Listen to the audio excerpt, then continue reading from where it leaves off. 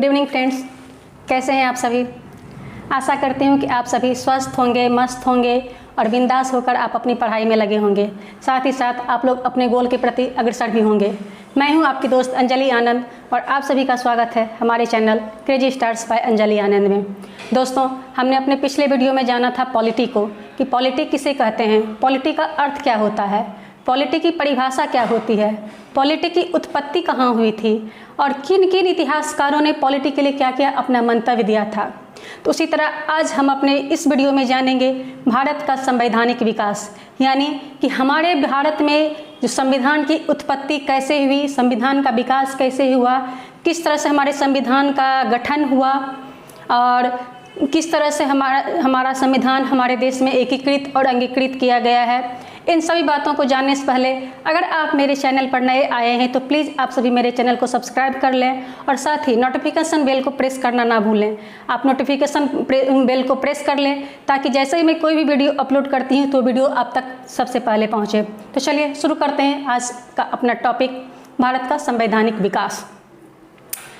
भारतीय संविधान प्रशासनिक प्रावधानों का एक दस्तावेज है, यानी कि अगर हम कह लें कि हमारा जो भारत का संविधान है वो क्या है, तो उसके लिए एक सिंपल सा लाइन है कि भारतीय संविधान प्रशासनिक प्रावधानों का एक दस्तावेज है। इस दस्तावेज में लिखा एक एक शब्द हमारी सरकार की मूल संरचना को निर्धारित करती है। प्रत्येक सरकार संविधान के अनुसार काम करती है। सरकार के अधिकार, उसकी गतिविधि, उसकी कार्यशैली, उसकी बनावट, सरकार को क्या करना चाहिए, सरकार को क्या नहीं करना चाहिए, उसकी कार्यशैली, इस तरह की सारी बातें हमारे संविधान में परिभाषित है। और अगर हम सामान्य शब्दों में ये कह लें कि भारतीय संविधान के लिए अगर हम सामान्य शब्दों में जिक्र करें तो भारतीय संविधान नियमों से भरी एक किताब है। ये नियम सरकार के मुख्य अंग जैसे कि विधायिका, कार्यपालिका और न्यायपालिका की बनावट और उसकी कार्यप्रणाली को निर्धारित करते हैं। यानी कि हमारे देश में, हमारे समाज में अभी जो सिस्टम काम कर रहा है, जो लोकतंत्र काम कर रहा है, उसमें से किस पदाधिकारी को, किस कार्य क्षेत्र को क्या क्या अधिकार दिए गए हैं, क्या क्या उनके ड्यूटीज़ निर्धारित किए गए, क्या क्या उनके कर्तव्य निर्धारित किए गए हैं, क्या क्या आम नागरिकों के कर्तव्य बताए गए हैं, क्या क्या आम नागरिकों को अधिकार दिए गए हैं, इन सारी बातों की जानकारी हमें हमारे संविधान में मिलती है। संविधान ने जहां हमें कई तरह के अधिकार दिए हैं वहीं उन्होंने हमारे कर्तव्यों को भी निर्धारित कर रखा है। यानी कि एक आम नागरिक के लिए, एक पदाधिकारी के लिए, एक मुख्यमंत्री के लिए, एक पीठासीन पदाधिकारी के लिए, एक प्रधानमंत्री, राष्ट्रपति, राज्यपाल, यानी कि जितने भी पद हैं हमारे भारत में, यानी कि चाहे वो भारत का प्रथम नागरिक, भारत का राष्ट्रपति ही क्यों न हो, वो भी अपने अधिकारों और कर्तव्यों से बांधा गया है। और ये सारी बातें हमारे संविधान में अंकित है। यानी कि अगर हम ये कह लें सामान्य शब्दों में, एक नॉर्मल वर्ड में, कि संविधान के बिना हमारी कार्यशैली, हमारी कार्य पद्धति कभी भी सुचारू ढंग से नहीं चल सकती। कहीं ना कहीं हमें अपने लोकतंत्र को सही से साबित करने के लिए, अपने लोकतंत्र को मजबूती प्रदान करने के लिए हमें हमारे संविधान की ज़रूरत पड़ती है। और हमारा संविधान उन सारे तथ्यों का वर्णनात्मक वर्णन करता है, विवरणात्मक वर्णन करता है, तर्कपूर्ण वर्णन करता है। तो अगर हम बात कर लें कि इसकी उत्पत्ति की, कि इसका उद्भव कैसे हुआ, कैसे हमारे बुद्धिजीवियों के मन में इस संविधान को बनाने का मन में आया, कैसे उन्होंने इसका गठन करने के लिए सोचा, तो सबसे पहले मैं आपको ये बताऊं कि भारत के इतिहास की, आपको तो पता ही होगा कि भारत में 1600 ईसा पूर्व में, 1600 ईस्वी में ब्रिटिश शासनकाल शुरू हुआ था। यानी कि ब्रिटिश राज का आधिपत्य शुरू हुआ था। ब्रिटिश 1600 ईस्वी में ईस्ट इंडिया कंपनी के रूप में हमारे भारत में व्यापार करने के लिए आए थे और महारानी एलिजाबेथ का जो प्रथम चार्टर के द्वारा उन्हें भारत के में व्यापार करने के लिए विस्तृत अधिकार दिए गए थे। यानी कि उन्हें ये अधिकार दिया गया था कि हमारे भारत में कहीं भी वो अपना व्यापार कर सकते हैं। जबकि जब वो पहली बार 1600 में हमारे भारत में आए थे तब उन्होंने, यानी कि वहाँ की महारानी एलिजाबेथ ने प्रथम ने हमसे सिर्फ हमारे भारत के में सिर्फ व्यापार करने का उन्होंने आदेश लिया था। उन्हें सिर्फ इतना ही अधिकार था कि वो अपने व्यापार को हमारे भारत में फैला सकते हैं। लेकिन जब उन्हें 1765 में ब्रिटिश हुकूमत ने ईस्ट इंडिया कंपनी ने बंगाल, बिहार और उड़ीसा की दीवानी प्राप्त कर ली। दीवानी कहने से मेरा मतलब है कि उन्होंने उस क्षेत्र के क्षेत्राधिकार को, वहाँ के राजस्व को, वहाँ की दीवानी प्रक्रिया के न्याय के अधिकार को जब उन्होंने अपने हाथों में ले लिया तो वो यह अधिकार मिलते ही, यानी कि जैसे ही उन्हें बंगाल, बिहार और उड़ीसा की दीवानी मिली, उस कंपनी ने, ईस्ट इंडिया कंपनी ने क्षेत्रीय शक्ति बनने की प्रक्रिया प्रारंभ कर दी। यानी कि यहीं से ही पूरे भारत पर अंग्रेजों का एकाधिपत्य का प्रयास, एकाधिपत्य की परंपरा चल पड़ी। यानी कि इसी समय से उन्होंने पूरे भारत पर अपना साम्राज्य कायम करने के लिए अपनी जोर शोर लगा दी। उन्होंने अपने सारे हथकंडे अपनाने शुरू कर दिए और इन सब की वजह से ही आप सबको याद होगा कि 1857 में सिपाही विद्रोह हुआ था और ये सिपाही विद्रोह भी क्षेत्रीगत नीति की वजह से ही हुआ था, क्षेत्रीय भावना से ही हुआ था, क्योंकि उस क्षेत्रीगत भावना के अनुसार से जिन जिन क्षेत्रों में अंग्रेजों ने दीवानी प्राप्त की थी, उन क्षेत्रों के में अपने अधिकार फैलाने शुरू कर दिए थे। उन लोगों ने वहाँ पे बर्बरतापूर्ण उन्होंने सबके साथ अन्याय करना शुरू कर दिया था और इसी का एक उदाहरण था 1857 का सिपाही विद्रोह। और उसके बाद 1858 में इस सिपाही विद्रोह का ही परिणाम था कि ब्रिटिश राज ने, यानी कि ब्रिटिश ताज ने, जो कि ब्रिटिश का हुक्मरान था, उन्होंने भारत के शासन का उत्तरदायित्व खुलकर अपने हाथों में ले लिया। यानी कि ये कह लें कि उस दिन अप्रत्यक्ष ही नहीं अपितु प्रत्यक्ष रूप से हमारा भारत 1858 में, 1857 के सिपाही विद्रोह के उपरांत 1858 में हमारा भारत पूर्ण रूप से ईस्ट इंडिया कंपनी का गुलाम बन गया। यानी कि हमारे संपूर्ण भारत पर ब्रिटानियों का हुकूमत शुरू हो गया। अब बारी आती है कि आखिर हम अपने मुद्दे से ना भटकें, क्योंकि हमारा आज का मुद्दा है कि हमारे भारत में संविधान का उद्भव कैसे हुआ। तो उस पॉइंट पर आते हुए मैं आपको बताऊं कि स्वतंत्रता मिलने के साथ ही भारत के लिए संविधान की आवश्यकता महसूस की गई और इसको अमल में लाने के लिए 1946 में एक संविधान सभा का गठन किया गया और 26 जनवरी 1950 को हमारा संविधान अस्तित्व में आया। यानी कि 26 जनवरी 1950 को ही हमने अपने संविधान को अंगीभूत किया और उस दिन से ही हमारा देश एक लोकतांत्रिक गणतंत्र कहलाया जाने लगा। हालांकि संविधान और राज्य व्यवस्था की अनेक विशेषताएं हमारे ब्रिटिश शासन के समय में से ग्रहण की गई थी, क्योंकि जब अपनी संविधान संरचना शुरू की तो ब्रिटिश शासन से भी हमने बहुत कुछ सीखा था।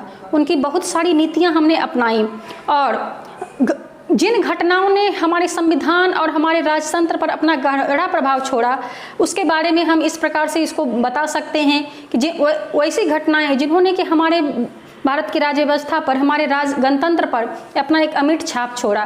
तो सबसे पहले उनको हम जानने के लिए उन्हें हम दो भाग में विभाजित करते हैं। यानी कि पहला तो होता है कि ईस्ट इंडिया कंपनी के अंतर्गत, यानी कि वैसे कौन कौन से अधिनियम पारित किए गए थे या लाए गए थे जो कि ईस्ट इंडिया कंपनी के अंतर्गत आते हैं। और एक दूसरा होता है कि वैसे अधिनियम जब विदेशी हुक्मरान, यानी कि ईस्ट इंडिया कंपनी ही नहीं बल्कि ब्रिटिश क्राउन का हमारे ऊपर शासन था, यानी कि ब्रिटिश क्राउन के अंतर्गत कौन कौन से अधिनियम हमारे भारतवासियों के लिए लाया गया था।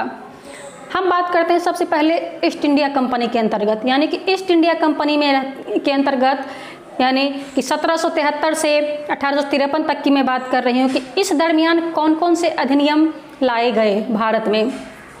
सबसे पहले आता है 1773 का रेगुलेटिंग एक्ट, फिर आता है 1781 का संशोधन अधिनियम, यानी कि एक्ट ऑफ सेटलमेंट, जिसे कि हम लोग बंदोबस्ती व्यवस्था से के नाम से भी जानते हैं।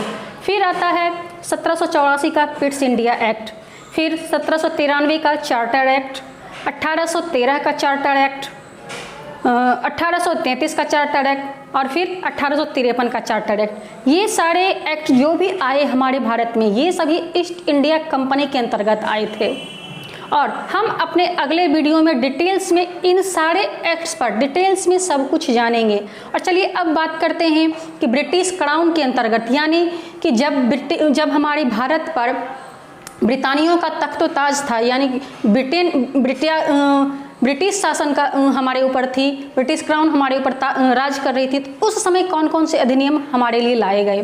तो सबसे पहले आया था भारत शासन अधिनियम 1858, फिर आया भारत परिषद अधिनियम 1861, फिर आया भारत परिषद अधिनियम 1892, उसके बाद फिर आया भारत परिषद अधिनियम 1909, फिर आया भारत शासन अधिनियम 1919, फिर आया भारत शासन अधिनियम 1935 और सबसे लास्ट में आया हमारा भारतीय स्वतंत्रता संग्राम अधिनियम, भारतीय स्वतंत्रता अधिनियम 1947, यानी कि तब जाकर हमारा देश आज़ाद हुआ।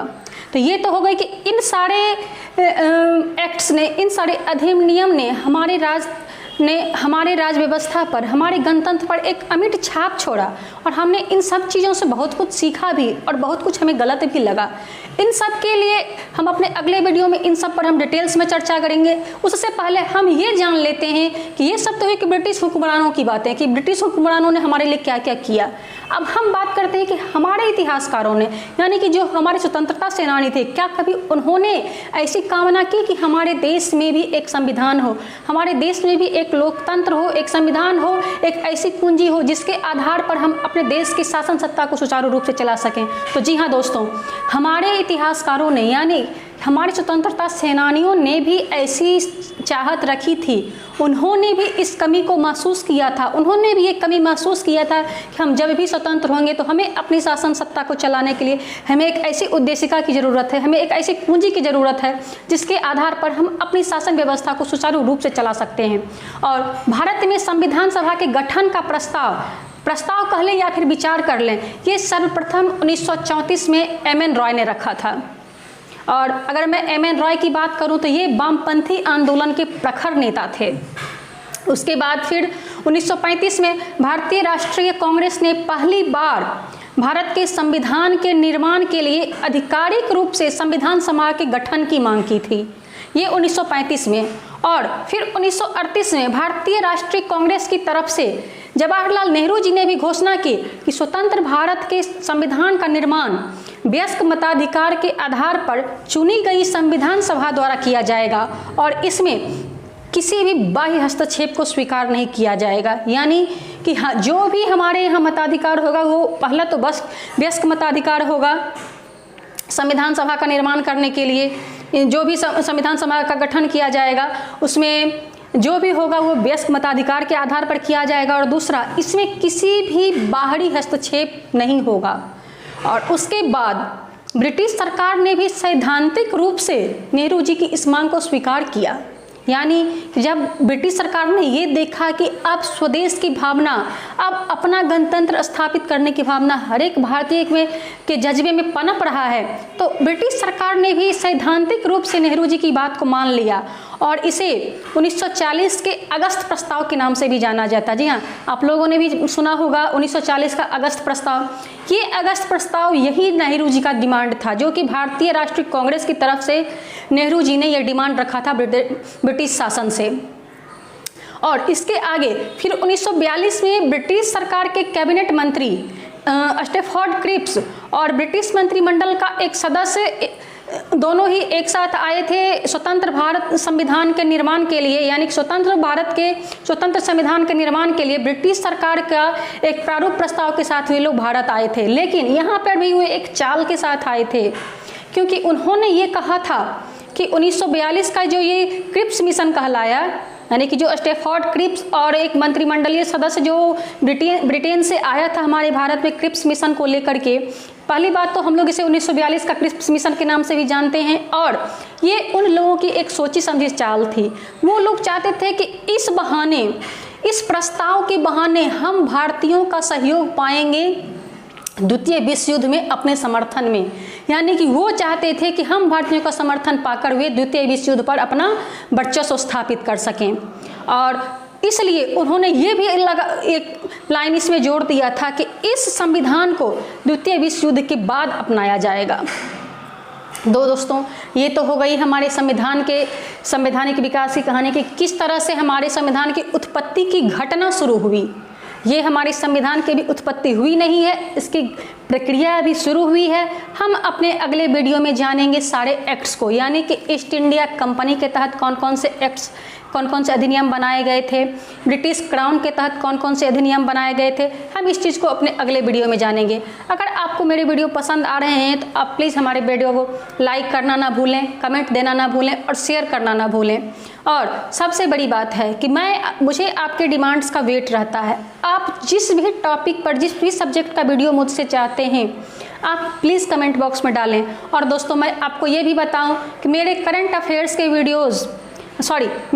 अफेयर्स के लाइव सेशंस मेरे फेसबुक पेज से आ रहे हैं। आप लोग Crazy Stars for educational by Anjali Anand को सर्च कर लें। वहाँ पर आप मेरे पेज पर आप मुझे फॉलो कर सकते हैं।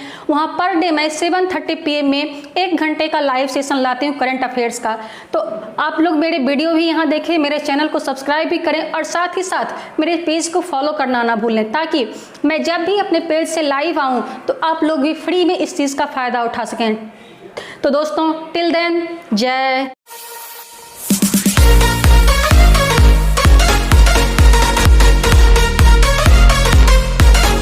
हिंद।